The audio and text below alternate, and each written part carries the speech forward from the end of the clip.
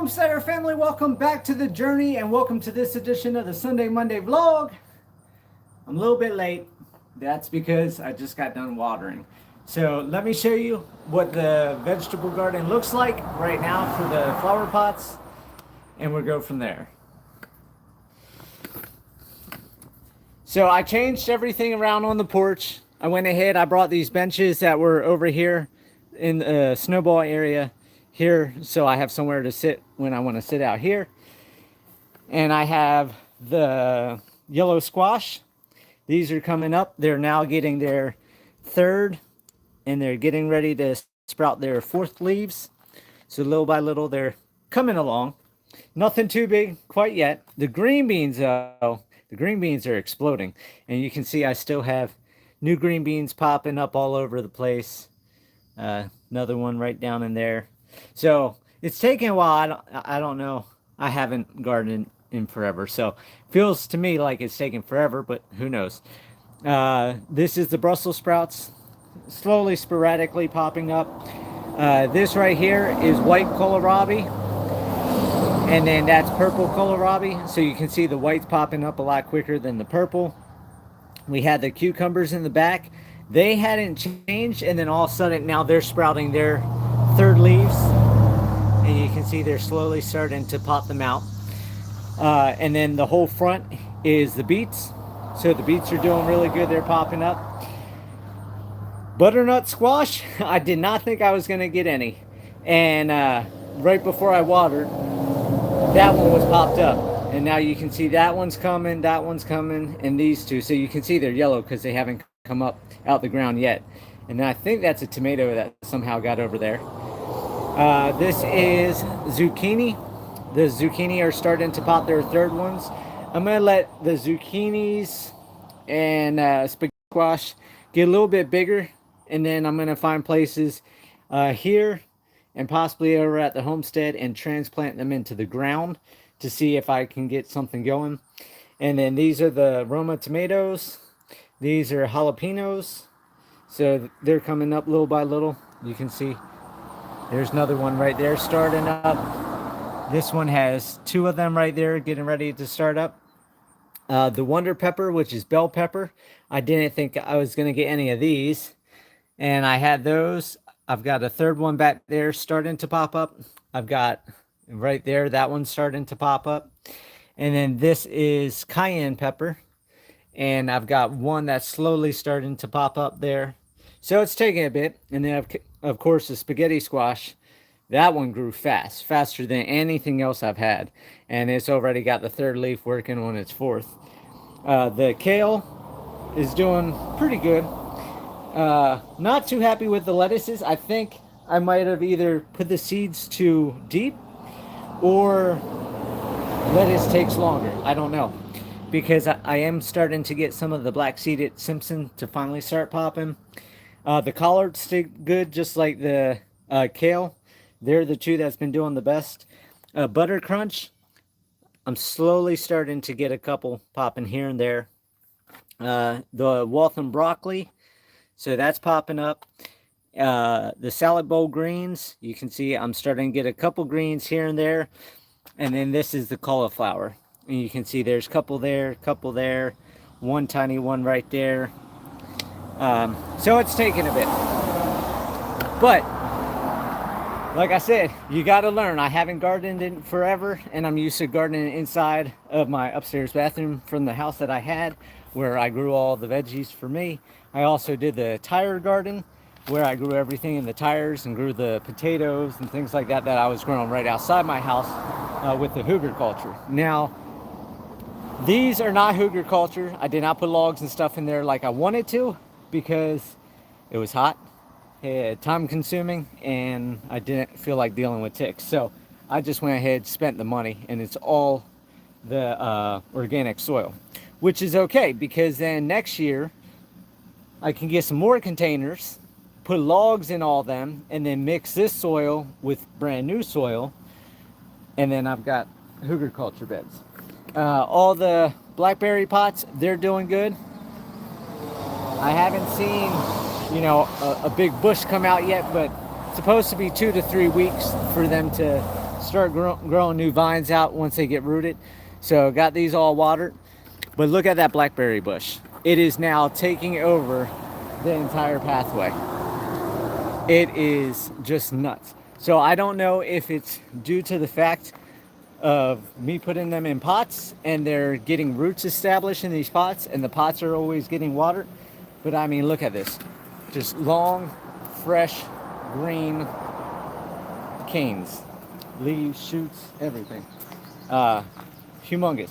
And a lot of them are well over 6 foot tall. This week, been doing that. I did not mow the backyard. You can see the backyard still needs to be mowed. I did just mow the front yard up front. Just got back from feeding the animals. But for those of you that saw the building getting flooded, you can see this. It washed this path out. There's rock going all the way out in the yard past the horseshoe pits. Then over here, let's see, you can see all that rock coming there. It ate all this out up here. Ate all that rock out, sucked all that right through.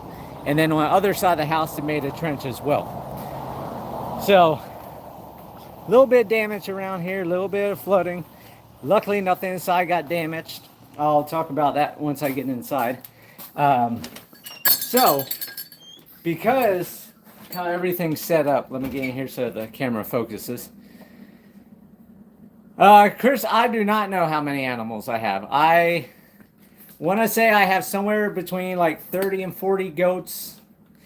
I got 11 zebu, 11 or 12 zebu. I've got 2 horses, Azores, 2 miniature donkeys, Miracle the llama. I've got, I want to say 9 or 10 hogs. I've got the 4 Anatolian shepherds. I've got 1 goose. I've got the 4 emus. I've got, I believe, 4 or 5 peacocks. And I'm trying to think of what else I have. I don't know. I have a lot of animals. I haven't sat and counted. I have a whole lot less. I don't have, oh yeah, my feed bill is right now roughly $2,600 to $2,700 a month. I'm spending about $1,000 a month in hay. My hay lady just brought a load of hay. Then her truck has to get worked on, so she's going to bring another load when she gets the truck back. But that was just $800. And that's not even a month worth of hay. I'll still have another half a load of hay to get for the month. So altogether, that's $1,000 there. My grain bill is anywhere from $1,100 to $1,600, depending on grain prices, diesel prices, transportation prices, all that type of stuff. So just at, $1,600 plus 1,000 hay, that's $2,600. That don't include the dog food I buy. That don't include the minerals, the salts, the baking soda that I have to put in every month for the animals, so they have all that for their bodies. So yeah, it gets expensive, but it's a whole lot less than the whole Scottish Highlander herd that I had. All the chickens that I got when I was with Carla when she wanted those chickens, and we got over 100 chickens and all the ducks and the geese and all that. Then it's a lot more food. So luckily, I'm slimmed down a little bit. That's why no new animals anytime soon. But in here, so you can see there's light coming from underneath the door. So it's not sealed. That's why the bugs get in. That's why spiders get in. And that's why the water got in. Well, when I came back here, it was hard to push the door. And that was because there was so much water up against the door. So when I opened, a lot more water flowed in. But it was just pushing underneath the door. So luckily, this concrete slips that way. And then right where the weed eater head is, that gray part is a little like ramp thing going down towards the bucket that way. So the water came in, went up to these shelves, and then went down and around into the living room area. Well, I was sitting on the couch watching a movie and had the lights off. And all the dogs jump off the couch. Had no idea what was going on. I thought maybe a snake got in because I've had a snake in here, which out here you got to be careful because you don't want a copperhead or something coming into your house, but it is what it is. So, over here, I'm going to jack my tripod up real quick. Watch out, mouse.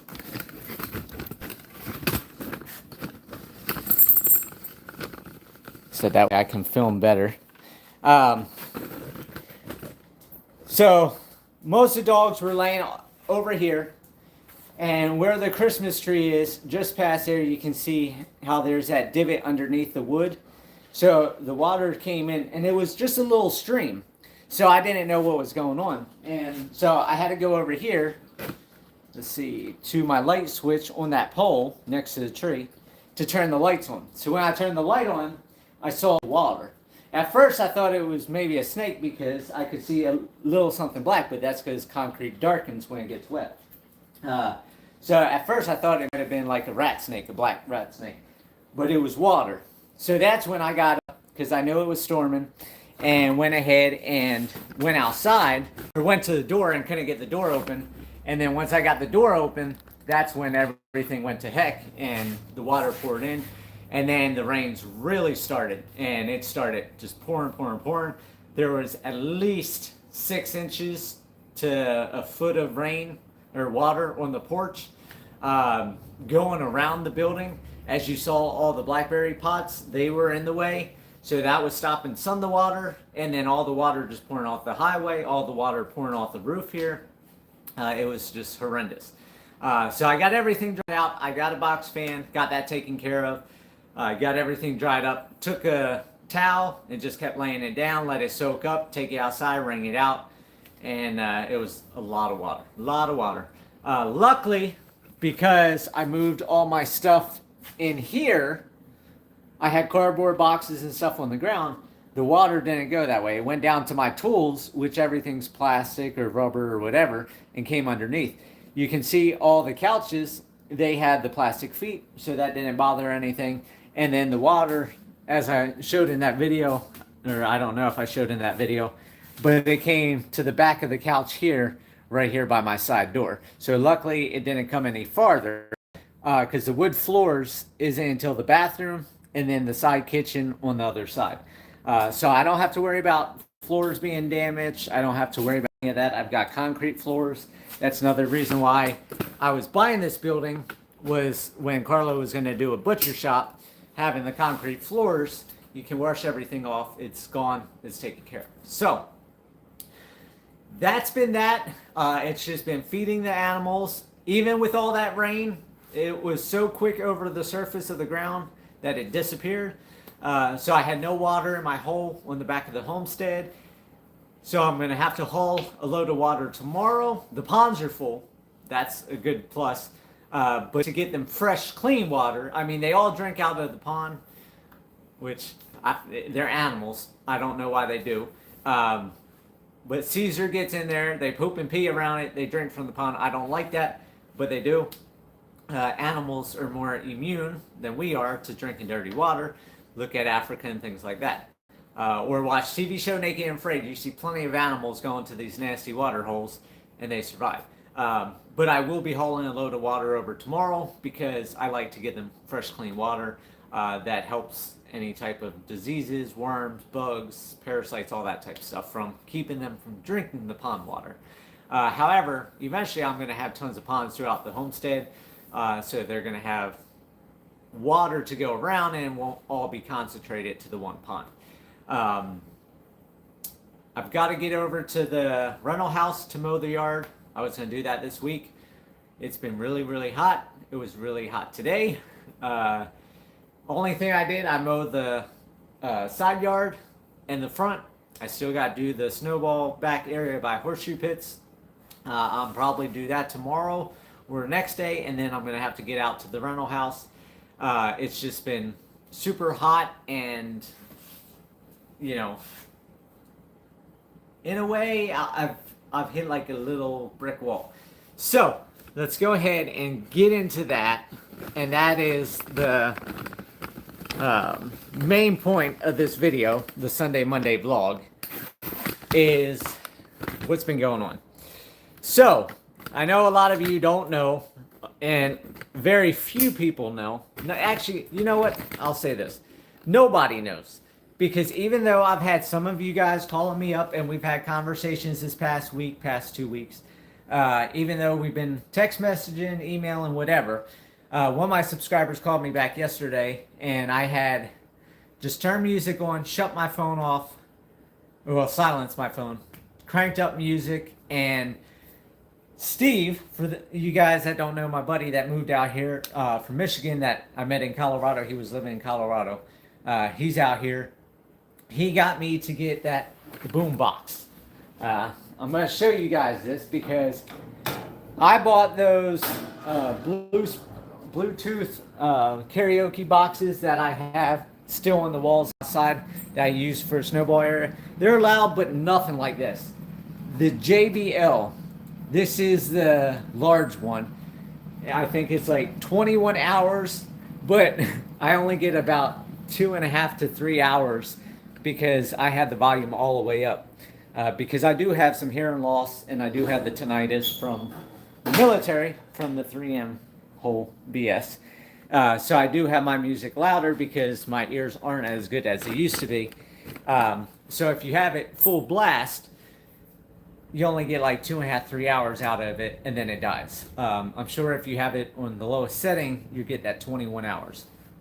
But I had that thing cranked up in here, and that's why it's down up over there, so that over here is not too loud. Because when you walk over by it, it's too loud. You can actually hear it just outside of the walls because there's no insulation. These walls are just horrible.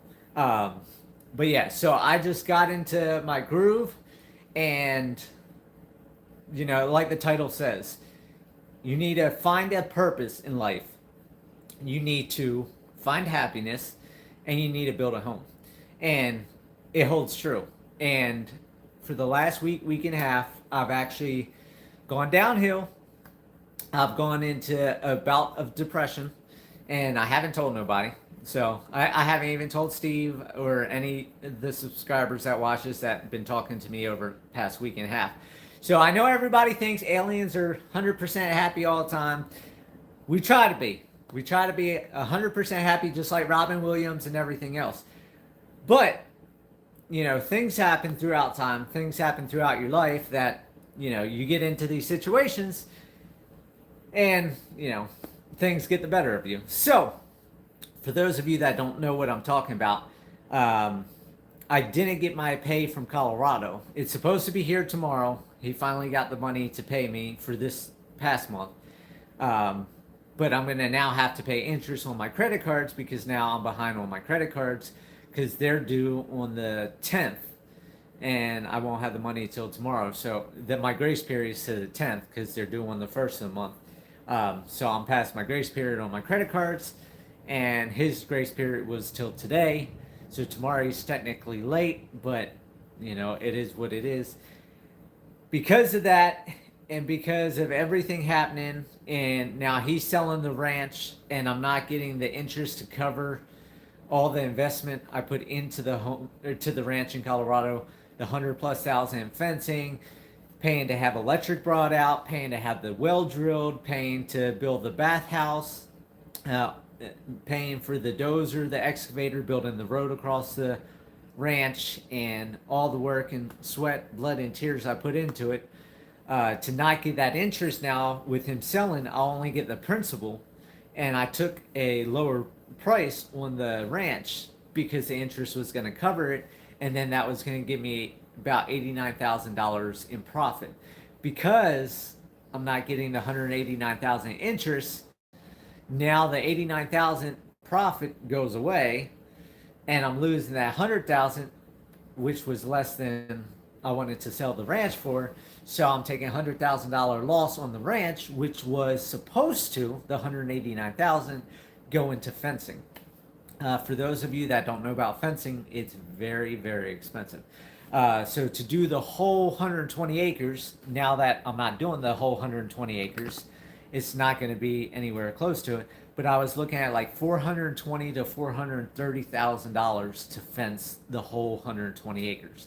I'm not talking barbed wire fence. I'm talking the wire fence that I'm doing. It was going to be 6 foot, not the 4 foot. So now I'm downgrading. I'm doing less than 120 acres. Now I'm only going to do one pen for now. and then save up money over time. But knowing how all that turned overnight, and my life basically turned upside down because I went to the bank to look at getting a loan, and now the lowest they can offer is 11.75%, and it's an ARM. They don't do fixed loans and everything else. It's just, not knowing how everything's going to be. The other thing is, I'm not happy being here because I want to be living on the homestead.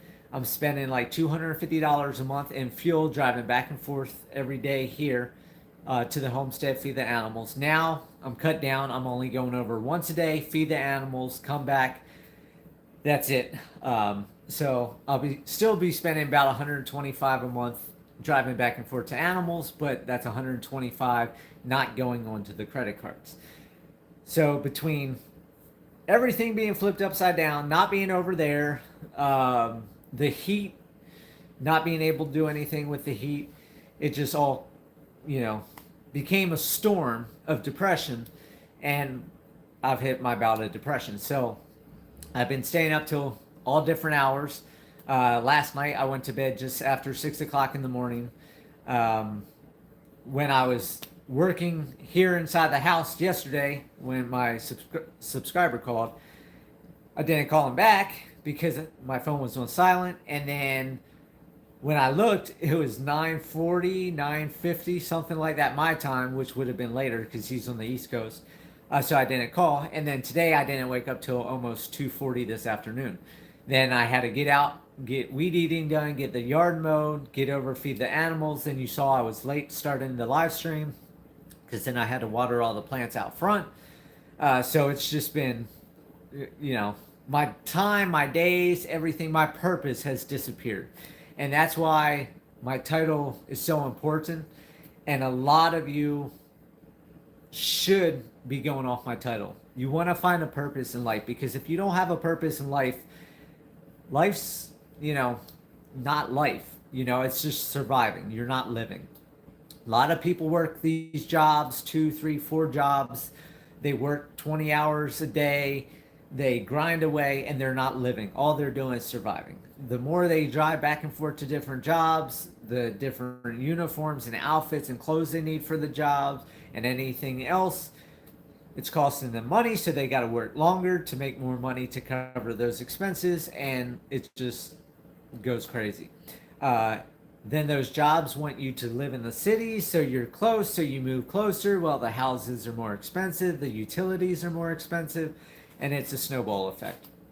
So I've lost my purpose right now because it's hot. There's nothing to do, nothing to get finished. And sitting here getting cabin fever, just watching TV, is just driving me bonkers. After you find a purpose, that's when the happiness will come. You still will have to strive high. Hey, Silver Fever, how are you doing tonight? But once you find a purpose, happiness comes with that purpose, because that purpose is giving you something for your soul to consume. Your soul needs to be fed. Your heart needs to be fed. Your brain needs to be fed. That purpose does that. It gets you thinking. It gets you working. It gets you feeling. And that feeling is what feeds your soul. But that happiness is not just given to you. Nobody just receives happiness. You have to strive for it. You have to work for it. You have to give for it. Like right now, I have the purpose of the homestead, even though I'm not over there working. So it's a pending purpose. Because of my circumstances, I've let myself drop down into a hole, and I'm not working for that happiness. Because I'm not working for that happiness, I'm losing that. And that's why I've been in this bout of depression for about a week and a half now. So that's something you got to do. Then one major key, which I should have known this, but I didn't know this, or I let it go, is build yourself a home. Not a house, a home. And the reason you want to build yourself a home is because it gives those feelings. Gives those feelings of accomplishments. It gives that feeling of security, of happiness. And that will boost your happiness, that will boost your purpose. And that's one thing, if you've been watching this channel for a while, you know I have not done anything here at the restaurant. You know, if a pipe blows out, I fix it. If a wire shorts out, I fix it. But I haven't redone everything. And the reason I haven't redone everything is A, I don't have the money. And B, was I did not want to focus or turn this into a purpose. My purpose was the homestead. I didn't want it to be here.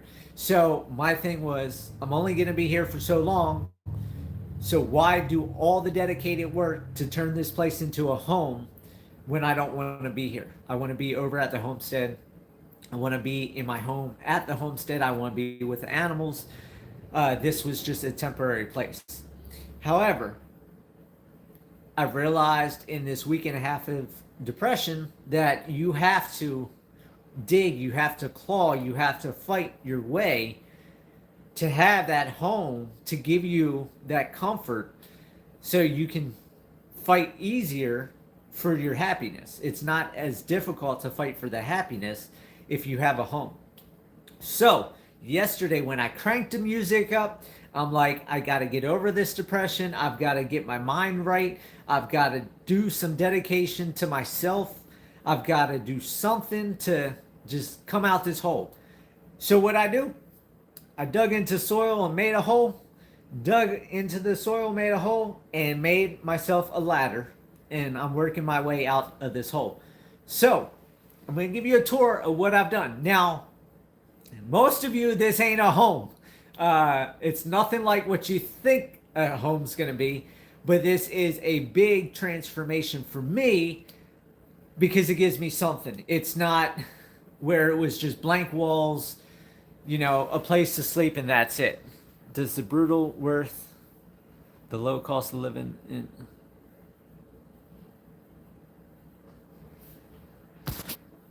Grizzly One, you've got to say that again.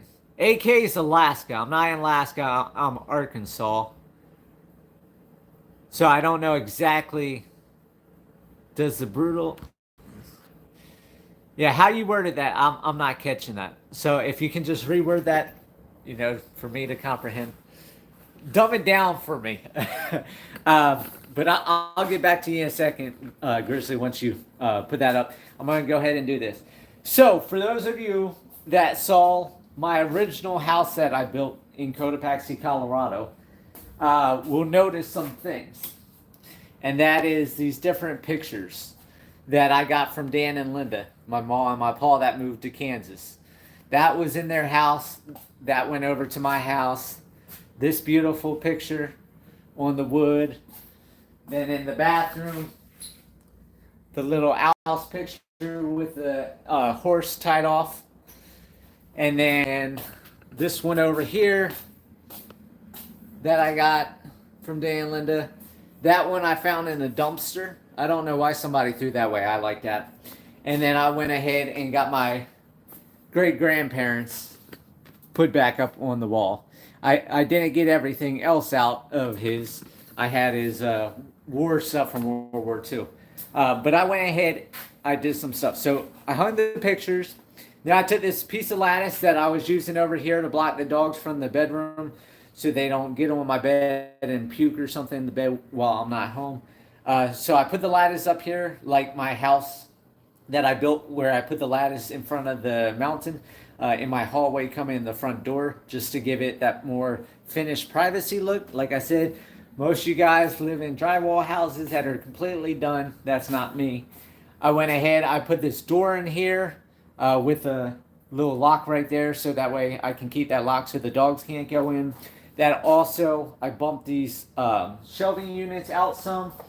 So that gives me a lot more space in the bedroom. So I don't feel like I'm in the little closet. I've got all this big space on both sides of the bed now. These are all clean. I just haven't folded. A lot of you probably can relate to that, having a bunch of laundry and then you just don't want to fold. But got that taken care of. Because I had all the cabinets and stuff here on this countertop blocking so the dogs couldn't climb over a couch into the kitchen, I wanted that open feel again. So I went ahead and cut one of my cattle panels and I screwed that together around so the dogs can't go through, but now I can see through. It's more open. The air circulates better. The sound circulates better. It feels more like a finished home. I also went ahead, I moved different shelves around because I had all these shelves that were blocking everything. So I went ahead, I moved the one shelf over there with the different food. I did my snack thing over here. I set up the microwave. I cleaned my crock pot. I got my butcher knives or steak knives and all that cleaned up. Then I took my grandfather's table that I had. Got a little beat up between all the moves, but I got his table set up that I kept from his house. The 2 tall black chairs that Lisa gave me that had the restaurant. And then, look, temporary fix. Beef stew cans to hold the table up those 4 inches I need so the chairs can get underneath of them. So I can do that. I also, these candles were sent to me by my grandparents in Colorado. And then these 2 oil lamps are my grandfather's. So I kept them from his house because as a prepper, as a homesteader, you want an alternative way to have light. Along with, I've got plenty of oil lamps. We've seen all them over at my house before. Of course, mouse traps. I've got all these stick lighters, the matchsticks that I use to start my firewood, and then the bottled water. And then you saw Max, he's going back in that room. Max, what are you doing? Get out the kitchen, in the house. But back here, I went ahead. I got all the dog food back here, and then of course all this stuff I started organizing, started going through. I still have a lot of stuff. All these are egg cartons. These are egg cartons. I've got tons and tons and tons of egg cartons from when I had the egg business in Colorado. So eventually Steve's gonna get chickens, I think next year maybe. So he'll be able to use those. I still have my plastic ones and all that. And then I went ahead, I changed this light around and just made this rectangle to light up this area. I'm gonna have to buy another strand of the lights. So now I can run a strand down this way and then going down towards my tools, because as you see, I have no lights now. I got rid of all the tubes for these old lights because they just eat so much power. These are all LEDs, so that will save me some money. And then the final, well, almost the final thing was this kitchen area. So let me get this light on. So we know I haven't had a working, well, I have working sinks, but not for dishes. So I took my cabinets. They're not anchored or nothing. They're just sitting on the counter. But I got them in here so that way I can have everything set up. I got my cups and my plates. Well, cups and plates. I got my mugs and bowls. I've got my Tupperware, all glass and cooking Tupperware, and then different bowls, measuring cups, that type of stuff. So this is a start. I also got the sink replumbed. I cut all the plumbing, redid all the plumbing. It still leaks in the bottom, so I had that glass dish down there, and that's because these things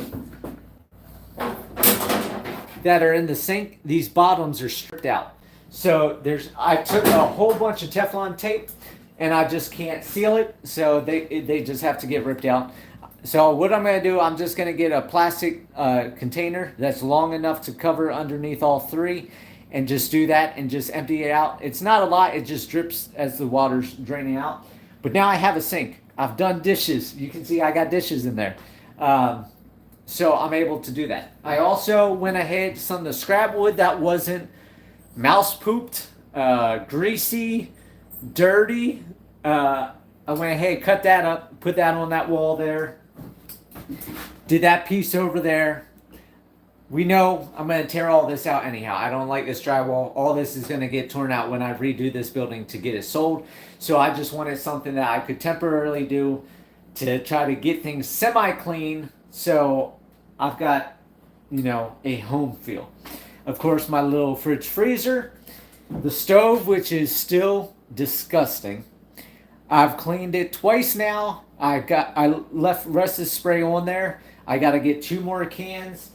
It's just so caked with grease. I mean, this is ridiculous. I'm gonna grab a towel. I don't know how people live this way. My grandfather was a hoarder, and how he lived this way, I don't understand, and how people live this way just blows my mind. Um, Let me turn my phone. Let's see. Got my phone off this tripod real quick. But I mean, look at this. Look at all that grease underneath there. I mean, it's just totally disgusting. The handles, I mean, it's just nasty all the way through. It's caked.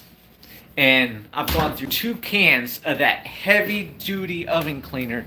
There's yellow cans at Walmart that had the worst smell in the world because of the chemicals, but it liquefies all that junk. And this is two cans, and I'm still got this much. So I'm hoping with my money coming in tomorrow, fingers crossed, from Colorado, I'm going to spend the money, grab a couple cans, and then I'm going to grab the hoses to connect to the propane tank and fill a propane tank up, and then I'll move the stove a little bit farther that way, and then I'm either going to, I probably won't do there. I'll probably bring the propane tank over here, just like I had in my house. I know a lot of people say don't have propane bottles in your house. If you test everything, you seal everything. I've never had an issue. I'm still here. I'm living. So yeah. So I'm going to try to get that. That's going to be my last step. And then, of course, I took all the good wood, covered this wall as well, because this is what all the walls look like. Just disgusting. Mouse poop, grease, just disgusting. Like I said, how everybody lives this way, I don't understand. We saw the snowball room, how it took me forever to scrub all these walls down, get them all repainted and everything like that to even be able to do the snowball room. I wasn't putting all that effort, time, and money into this room because I'm just going to tear all this apart anyhow. So this is a big thing for me. I've got my pots, my pans all ready to start cooking. I got the sink. I got my crock pot that I'm going to be able to start doing my corned beef and cabbage, my pot roast, my ham and beans, all the good food, which we know I've got tons and tons of different beans. So I'm all ready for that. Tons of herbs and spices. So I'm looking forward to that. So even though you may be in a temporary situation, even though you may not be where you want to be, you should always turn your place into a home. I didn't do that because, let me make sure I got all the dogs out of here. I didn't do it because I'm like, this was temporary, which I've been here over a year. So you guys know that this isn't like a temporary spot, because I've been here for over a year, and we know I'm not going to have the money to build over at the homestead for several years. But I should have turned this into a home a lot sooner, because being able to sit at a kitchen table and be able to have a meal versus sitting here on the couch trying to do anything and eating nothing but microwave meals and ramen noodles and rice-a-roni, it just eats on you, and it eats on you. And then, like I said, now that snowball stand's taken care of and gone, that was something to do, even though there was no business this year. And with the heat, I can't do anything. I still haven't dug the trench for the new water line. That's because the heat. So just sitting in here, just day after day, cabin fever, not doing anything, no purpose, living in a building that don't feel homey at all. Just changing everything last night until 6 o'clock this morning, just grinding away, getting pictures hung, getting kitchen table done, tablecloth, table settings, just those simple things just bring something to your soul something to your mind to really think about. All right, Grizzly One, back to you. Is the heat worth the low cost? Um, that is a question, or that that's a really good question. The answer to it is going to be per person and your mindset. I am learning, which I've known this. Colorado, I really enjoyed. I really enjoyed Colorado until my last 3 years when I decided to buy the ranch and then went through the headache with the community up there and the people and all that they caused all the issues for me. If I would have stayed on the south side of Arkansas and my neighbors wouldn't have moved to Kansas, I probably would have been there for a long, long time. When they decided to move, then the pot growers built those big greenhouses below me, and then I was smelling pot all the time. I heard the fans running all the time, the water pumps from them pumping water back and forth, all their noise and everything they did down there. So when my neighbors sold to them, I lost my mom and my pa because they moved. And then I gained a headache of what I didn't want to smell, what I didn't want to hear all the time. My days of being on the rooftop, stargazing and stuff like that disappeared because then there's all these lights in the greenhouses below me, noise 24/7, so on and so forth. The weather in Colorado was dry. It wasn't wasn't humid. There wasn't the big humidity there like there is here in Arkansas. Now, Arkansas is nothing compared to the East Coast where I'm originally from. I'm from Baltimore, Maryland. My family moved to Delaware. We lived in Delaware, and now I've lived in Florida. So I know 100% humidity all the time. I know what that feels like. This isn't it. It still is hot. It still is very humid here. Um, I've never been one for extreme heats. With extreme heat, for me, it's very hard to cool down. And when you're in extreme heat, everybody wants a cold pool. Well, I don't like cold water. That's one thing I love about Colorado was the hot springs I used to go to was the water's hot. I never jumped in the Arkansas River in Colorado because it's cold water. So it's going to depend on the person and your view on what you prefer, what you want to concede to what you gain. The low cost here is extremely beneficial to me. It's not as cheap as it was when I moved here because feed prices are going up, but feed prices going up everywhere. For me, I'm here. This community, I really love. Even though I'm not a social person, I do like the area I'm in. The people are friendly here. The community is great here. The prices are great. But you got the bad side. The humidity, I don't care for humidity. A lot of people love humidity because when they move to Colorado or Arizona or Nevada, they have to go through 1,000,000 gallons of lotion a year to try to keep their skin moist. That's one thing I do enjoy about the humidity here in Arkansas. In Colorado, in my old videos, you would see my lips were always chapped. I don't like using chapstick, and I only use chapstick when my lips started cracking and really getting painful and bloody. I don't have lip issues here because of the humidity. However, my feet, I'm getting trench foot a lot like I got from the military, where Colorado, with it being dry, I didn't have issues with trench foot or rashes on my legs or stuff like that from sweating, where I do have those issues here. For me, if I could be in an environment that got no more than 75 degrees and no colder than 65 degrees, that'd be perfect. But you're not going to find a place like that is like that year round. You're either going to have the massive cold or you're going to have the massive heat. And so for me, I don't care for the heat here, but the benefit and the gain that I get for conceding to the heat is gardening. I can plant seeds here in July and know, as long as like the massive rainstorm or something like that doesn't take the garden out, I'm going to have food later this fall where most people are bundled up in jackets already. Um, One of my favorite channels right now, Boss of the Swamp, will always be my favorite channel, as I've talked about him many a times throughout my life on YouTube. But one that I started watching about 6 months ago was Home Free Alaska. And they just moved back to Alaska from Virginia. And watching their video, I still had that craving to go to Alaska.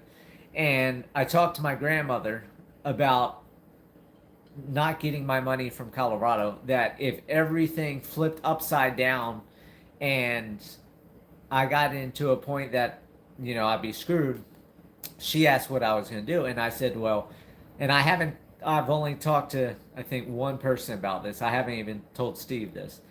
But I said that to my grandmother. I said, well, if it gets to the point that I got to get rid of all my animals, I said, then my purpose is gone.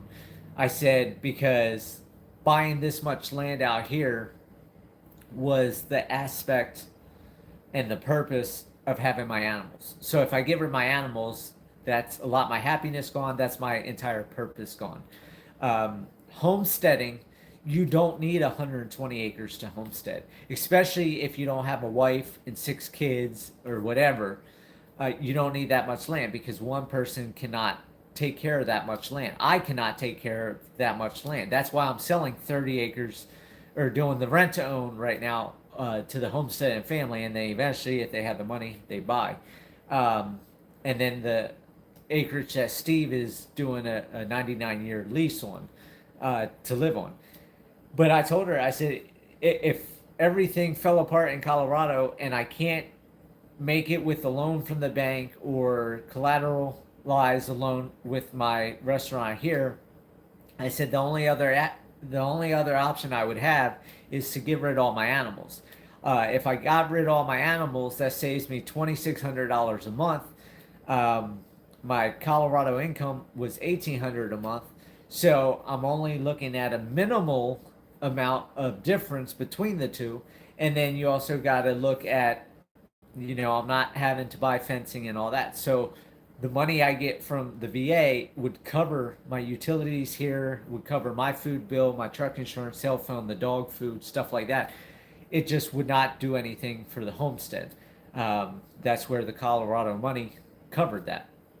So if I had to get rid of all my animals, I told her on the backside of my mind was, then I'll sell the rental house for peanuts. I'll sell this place, pay off the homestead, and then I would sell out the land to Steve and do an easement down the road for him, because Steve said he's not moving again. And I told him I'm not moving again, but, worst case scenario, if this happened, I had thought, and I still do, I still think about going to Alaska because of the cold. But watching Home Free Alaska every day, and 4th of July, they're just now getting into nice weather. So watching how beautiful it is here, the flowers, the life, the bugs, the beautiful caterpillars and the butterflies and the moths and the snakes and the spiders and all the different forms of life here that I've been having for all these months, watching her videos up in Alaska, and they have horrible weather and they're in long johns and boots and jackets and beanie hats and still cutting firewood. That's where I struggle, because I do prefer the cold. And with Colorado, I'm changing out my hibernation. Well, and that's the thing, Grizzly. One is, yes, there are perfect weather places, but it's what you gain and what you concede to get to that weather. So for California, a lot of people don't like the politics if you're a big political person. If you're a pro Second Amendment, like being ex-military, ex-law enforcement, like me, I wouldn't be in a state like that, because I've been trained with it. You know, that's what I do. Um, Different ways of thinking. The population. A lot of people don't want to be in a big populated area. Um, Big tourists. Some people don't want to live in a tourist destination or location. Um, the sirens, the crime, all the different things you got to think about with San Diego. Yes, if all that bad stuff disappeared, San Diego would probably be a best place. So that's what you got to look at. Like Alaska, you know, I want to go to Alaska, but at the same time, do I want to cut firewood for 10 months of the year to survive and go through all that brutal physical labor, already having my neck and my back messed up, to survive? And like I was just getting ready to say, in Colorado, my hibernation was 8 months of the year. In Arkansas, I have 4.5 months of hibernation. So I'm gaining a lot more life here in Arkansas, because in Colorado, in that brutal, brutal cold of the winter, yeah, we would have some warm up days, but then you have mud slicks, and you know, everything's mucky and muddy, so you can't really do nothing. The ground stays frozen for 6 to 8 months of the year, so you can't dig holes to put up fence and do different things. So 8 months of the year in Colorado, I was losing out on. It was a lot nicer because I didn't have the heat. So summer, spring, fall, I could enjoy. It's just the fall, winter, and early spring, you lose. Here in Arkansas, I had the extreme heat for 4.5 months of the year. So I have a lot more months of the year that is adaptable weather, where I can be out working, where I'm not pouring out sweat. Up until May, or up until the second week of June, has normally been decent here, that I can work, where ticks don't start getting bad, humidity doesn't start getting bad. This year's been really different. Um, but it's nice that I can dig in the ground in the dead of winter here. The ground's not frozen solid here. It's nice that I can start getting seeds in the ground in February here, and I can put seeds in pots on my front porch in July, and know I can grow into late October, first part of November, because of the weather that Arkansas has to offer. So, would I move to Arkansas? Would I move to Alaska right now? Most likely not. If I lost everything, if I lost, not, I wouldn't lose everything. If I lost the animals, then I would possibly sell everything, because I don't need all this land. Yes, I want gardens and stuff like that, but for one person or two people, even though, you know, Steve's on his place, I'm on my place. Even with us working together, two people, it's more land than the two of us could even do. Um, I know some of my subscribers want me to get a human wife or find an alien wife. Even if that happens, if it's me, a wife, and Steve, and say Steve gets his wife, that's four of us. 85 acres is still way more land than four people can do. And I can tell you right now, I know Steve ain't going to have kids.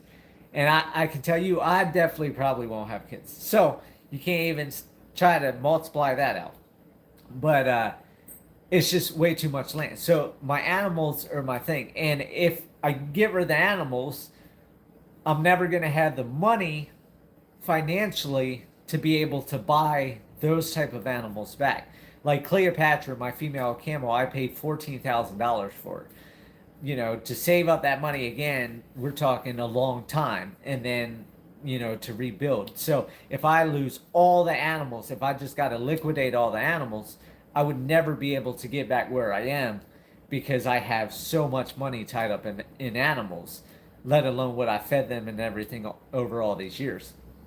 So I might venture to Alaska, because then I can take the dogs. The dogs are allowed in Alaska. Camels, different exotics that I have weren't allowed in Alaska. That's why I never looked at Alaska. But then I also got to think too, as I'm getting older, goes to that mindset of the firewood, is look at what it takes to stay warm in Alaska. Look at how long winters are in Alaska. The brutalness, that doesn't hurt me. You know, I lived at 9,500 feet on the ranch in Colorado, the coldest, minus 54 degrees with the wind chill and everything up there. Snows 9 feet deep, where when I had the tractor and was clearing the road out there when I had my grandfather, I showed the walls of snow. Just, you know, the snow blower couldn't blow it any higher to get down those roads where, you know, the drifts of snow. Would I ever move back to Colorado? I would say probably 100% not. I do miss the weather there. I miss not having ticks. I miss not having all the fly issues. I miss not having the humidity. Arkansas has that. So I conceded to the humidity. I conceded to the ticks. I conceded to the flies. But like I said, my gains outweighed, you know, when I looked. For those of you that don't know, and Grizzly, one, if you're still in here listening, if you weren't watching, or for those of you that did watch, when everything happened with Colorado, I know I didn't put out that video for a couple years, where I broke down crying on video because I didn't want to show my raw emotions. But I was looking at upstate New York. The reason I looked at upstate New York is from ex-military mindset. I figure if something went that bad in this country, I'm right on the border of Canada. You go through the woods. There's no, check-in post. You're in another country. It's over and done with. You know, if you had to get out this country for whatever situation. Another reason I looked at upstate New York is because I'm from the East Coast. So the different towns out there had Italian joints. They had pie shops. Pie, I'm talking pizza, not, strawberry cobbler and stuff like that. I don't do the sweets, but pepperoni pie, cheese pies, that, thin, greasy crust pizzas. That's, my heart and soul. Seafood, lobsters, Maryland blue crabs, shrimp, clams. Another big thing. You don't have that here in Arkansas. I didn't have that in Colorado. So I had all those people say yes to my cash offer in upstate New York. I think I did 14 or 16 properties. I sent emails overnight. And I had them all come back except I think one or two that denied it. And they all accepted my cash offer. And then, somebody said Arkansas and West Virginia. And so I looked because I'm like, yeah, maybe I don't want to go back into another cold area. And then as I looked at it, the taxes were higher than Colorado. And Colorado had increased a bunch as well. That was another reason to move. But like I went to West Virginia. West Virginia, I found needles and crack pipes on all the different properties. I went to, I think, 3 properties that had wells. All 3 wells pumped red. That was from all the stuff they put in the ground from the fracking. So West Virginia was a lot cheaper than Arkansas. Arkansas is nowhere as cheap as what West Virginia was. West Virginia, all the properties I could afford that I looked at, I had 0 cell phone reception because of the steep mountain grades. That was a downgrade. Colorado at the ranch, I didn't have cell service. I have a buddy that lives in Alaska for a very long time. He now does the summer program raising bees and fishing, and the winter travels to Arizona and does handyman work. Yep, and I've thought about that too, Grizzly. That when I talk to my grandmother, I haven't talked to Steve because my mind floats a million different directions, and my grandmother, she knows to take what I say with a grain of salt because I changed my way of thinking overnight. That's why a lot of people think, how can you pick up from Colorado and move overnight? How can you go from wearing pinstripe suits, $40,000 worth of gold jewelry, smoking cigars, to wearing camo pants, living in the middle of the woods? I can flip and change overnight. Snowball stand, start that up, shut it down. Petting zoo, start that up. I didn't want to shut that down. That was going to be a lifetime thing, but that happened. Um, but I had thought, I could go to Alaska, get a place in Alaska on 5-10 acres that I could sell like this, the rental house and stuff, and be able to get a place up there and still have some of the land on the homestead where Steve's at. And I could do that as well. I could be down here for the winters, up there for the summers, and flip back and forth. So it's all different ideas. But my main purpose, my main goal is to be here in Arkansas doing this.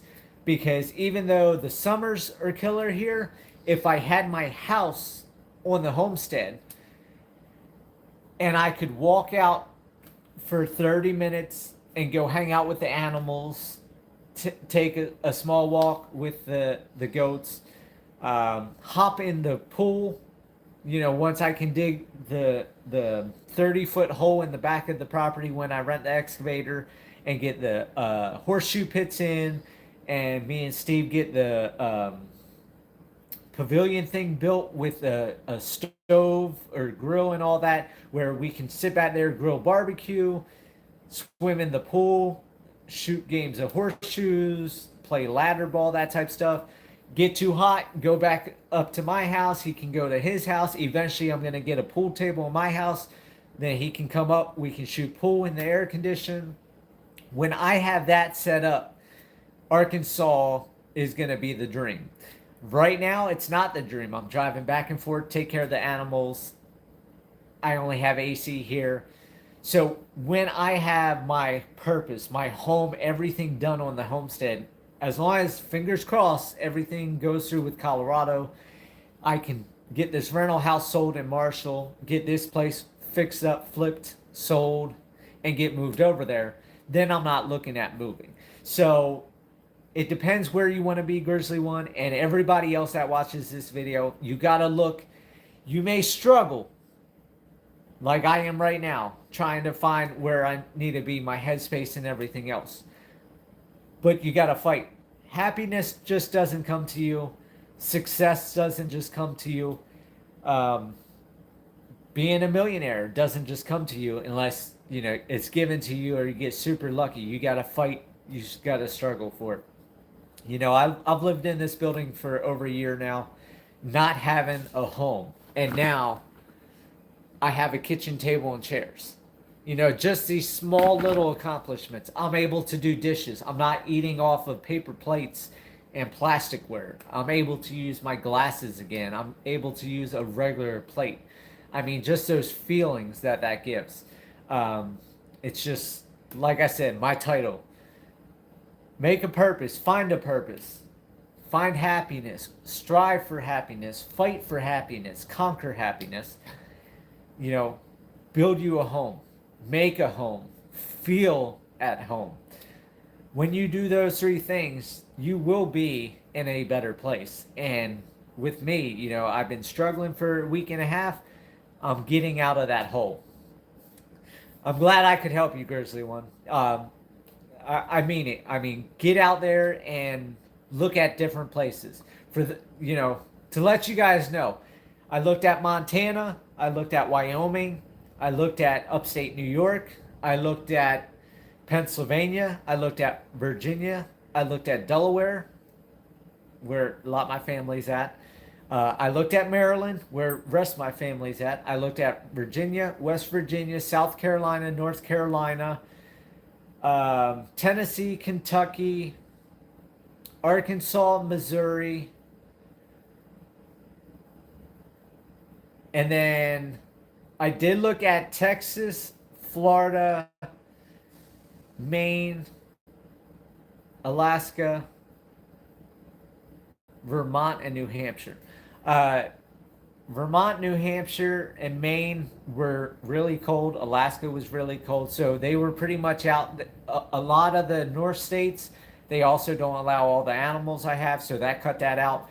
Texas, Florida, you can have all the different animals. Just too hot. Didn't want those. So I focused through the center of the U.S. Of course, I didn't look at Kansas. Too flat for me. Who the heck wants to be in Kansas? But do your research, Grizzly One. I looked at all those states. You don't know what you want, what you're willing to concede, and what you gain if you don't do the research. If you just look at 2 or 3 states, you don't get that idea.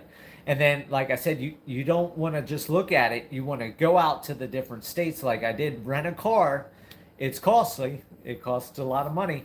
But I rented a car to go to West Virginia, drove back Colorado. A week later, rented a car, came out to Arkansas, check things out. So get out there, get boots on the ground, feel the atmosphere, feel the people. When I went to South Arkansas, when I said yes, I'm doing Arkansas, then it was where in Arkansas. I went down southern part of Arkansas. I stopped and asked one guy that was in his yard for directions because I got lost and I didn't have cell phone reception, and he basically told me to F off. And that mentality that people don't want to be neighborly, I don't want to be around that. So that shut off that section of South Arkansas. The southwest part of Arkansas gets a lot of flooding. They get a lot of tornadoes, and all that type of stuff. I didn't want to be around that. So where I came, it's turned out to be, perfect in a way. I mean, we did have the tornado when Steve first came out here. He brought the bad weather and had a tornado 2.25 miles from the homestead. It is what it is. But just do your research, and if you don't like it, you can always pick up and move again. If I came here and I didn't like Arkansas, I would pick up and move again. Like I said, if I lose animals, it's in my mind. I might pick up, go to Alaska. I don't know. You just got to see what fits for you, what feels right, what feeds your soul, what feeds your heart, your headspace. If you feel this is where I need to be, this is what I need to do. It's just all those different things. So I appreciate everybody that's been here, everybody that's did the thumbs up and shared, and all the comments and questions, and being a part of this journey. And like always, live happy, live free. That's the only way to be. I'll see you guys on the next video. Have a great night, great week. And if you're in depression, if you don't want to speak about it like me, I don't tell people, at least do something to, hey, Norman, I hope you're not in depression. I hope your heart isn't hurting. I'm not going to talk about what happened to you on live, but I know that feeling. But yeah, if you get into these bouts of depression, whether you lose a loved one, whether you're struggling like me, where you don't have your purpose, where you don't have a home, then fight for it. Depression doesn't get better just by sleeping like I did.